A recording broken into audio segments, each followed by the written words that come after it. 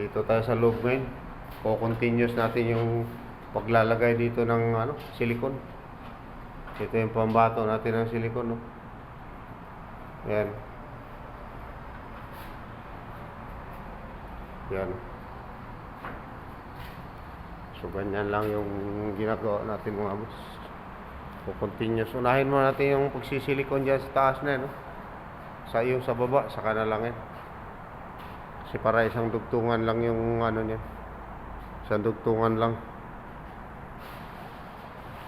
So, kailangan niyang gawin yan. May lalagay natin lahat yung silikon ngayon sa bandang taas.